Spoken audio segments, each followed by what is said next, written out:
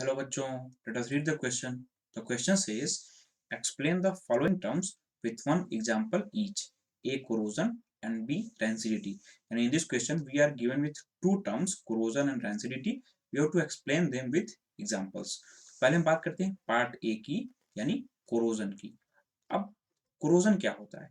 तो actually corrosion एक surface degradation process है जिसमें कोई भी मेटल यदि इंटरेक्ट करे मॉइस्चर से या फिर ऑक्सीजन से या फिर कार्बन डाइऑक्साइड से कुछ स्टेबल प्रोडक्ट्स का फॉर्मेशन करता है. जैसे ऑक्साइड्स का फॉर्मेशन कर सकता है, कार्बोनेट्स का फॉर्मेशन कर सकता है या फिर सल्फाइड्स आदि का फॉर्मेशन कर लेता है. और जो सरफेस होता है वो डिग्रेड होता है, यानी सरफेस डिग्रेडेशन प्रोसेस होता है. तो हम लिखेंगे कि surface deterioration process, surface deterioration या सरफेस डिग्रेडेशन प्रोसेस जिसमें मेटल इंटरैक्ट करता है, इन विच मेटल इंटरैक्ट्स, कोई मेटल जब इंटरैक्ट करता है यानी एक्सपोजर में आता है, रिएक्ट करता है विथ ऑक्सीजन या फिर मॉइस्चर, मॉइस्चर में वाटर प्रेजेंट होता है, या फिर carbon dioxide to form some stable products. कुछ अब क्योंकि मेटल ऑक्सीजन कार्बन डाइऑक्साइड या फिर वाटर से रिएक्ट कर रहा है तो कुछ स्टेबल प्रोडक्ट्स को फॉर्म कर लेता है. जैसे अगर मेटल ऑक्सीजन से रिएक्ट कर रहा होगा तो ऑक्साइड बन रहा होगा, है ना. कार्बन डाइऑक्साइड से रिएक्ट कर रहा होगा तो कार्बोनेट बना रहा होगा. ठीक है, तो जैसे ऑक्साइड्स बन सकते हैं, कार्बोनेट्स बन सकते हैं या फिर सल्फाइड्स भी बन सकते हैं. ठीक है, ऐसे ही और भी स्टेबल प्रोडक्ट्स दूसरे भी बन सकते हैं. ठीक है, सल्फाइड्स. अब एग्जांपल के फॉर्म में हम समझने की कोशिश करें तो जैसे रस्टिंग ऑफ आयरन.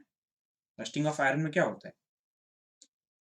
आयरन जब ऑक्सीजन और मॉइस्चर से इंटरैक्ट करता है तो वो रस्ट का फॉर्मेशन करता है. रस्ट का फॉर्मूला होता है हाइड्रेटेड फेरिक ऑक्साइड, यानी जो रस्ट होता है वो ऑक्साइड का फॉर्मेशन करता है, ऑक्साइड जैसा स्टेबल प्रोडक्ट का फॉर्मेशन करता है और उसमें सरफेस डिग्रेड होता है, इसीलिए इसको कहा जाता है सरफेस डिटेरियोरेशन प्रोसेस. ठीक है, अब बात करते हैं पार्ट बी की, यानी रेंसिडिटी की.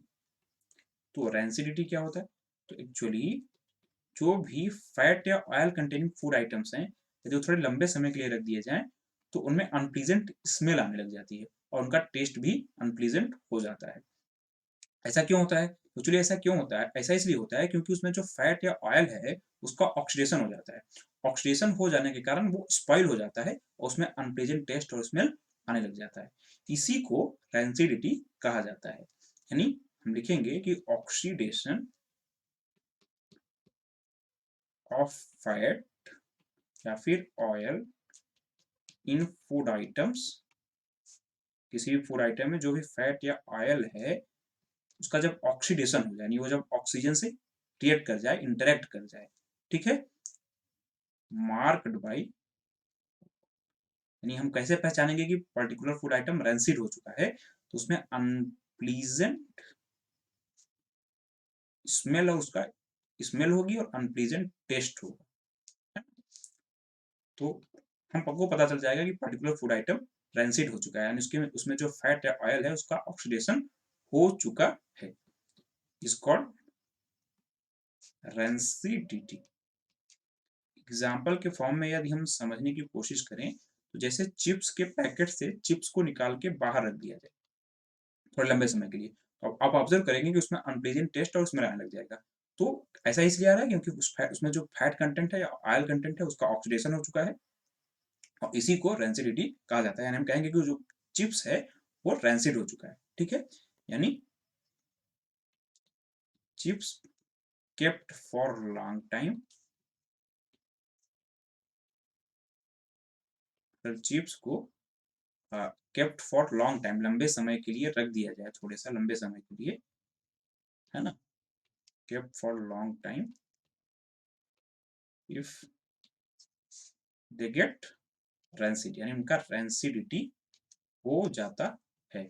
So this was all about this question. Hope you understood it well. Best of luck.